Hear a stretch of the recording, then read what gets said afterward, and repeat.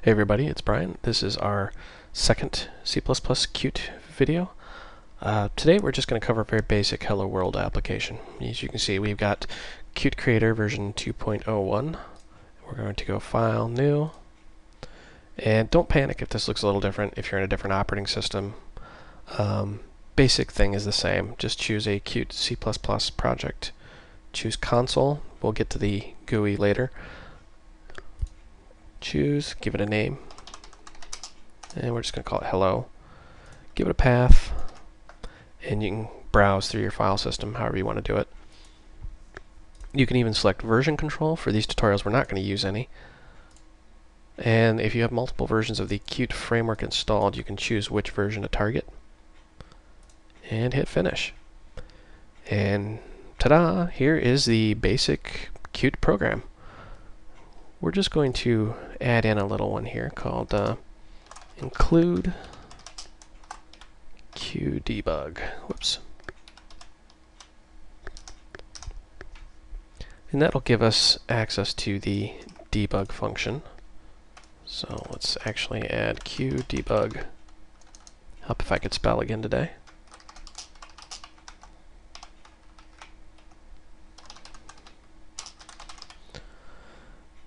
And we had a little boo-boo there, forgive me. So it would be qdebug, notice the lowercase q, parentheses, and then we're going to bit shift out, hello world. And what we're actually doing here is creating a q string, or just a string. Let's run this. I want you to actually see this thing run. Notice how it builds it, and there it runs it. And hello world.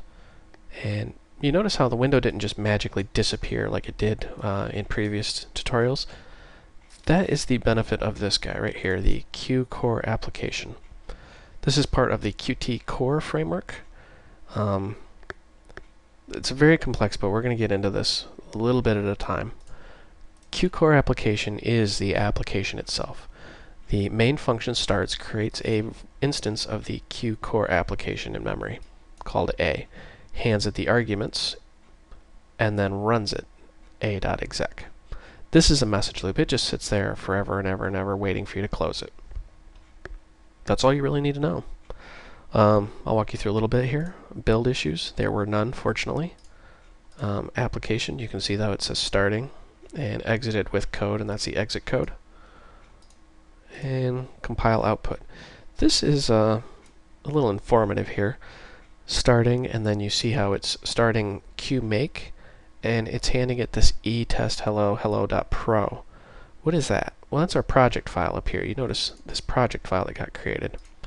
What happens is Qt will read your project file in, and this is generated automatically by Qt Creator. And you see we have some items in here. Let's go over these real quickly. Qt, we're plus equals, meaning we're adding the core framework. Qt minus equals, meaning we're removing the GUI portion.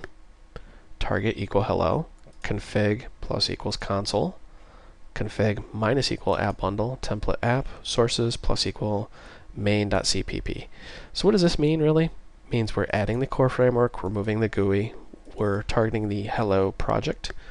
It's a console application, and we're adding the main.cpp source file in here, which is our application. That's it. Really, in a nutshell, that's all there is to it, to a very simple Qt application. Now, when you flip back into the project file, you notice how we're adding core. That gives us access to a whole lot of things. For example, if you want to do control space, it'll pop open this IntelliSense window, and you see all these things. Those are all added by Q Core. So there's a lot of stuff out there. For example, QString.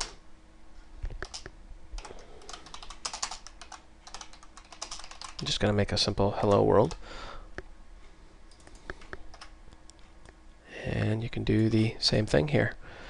Now QString is part of the core framework, so you don't have to explicitly say include Qt core, include QString, because it's already there. It's part of the core framework.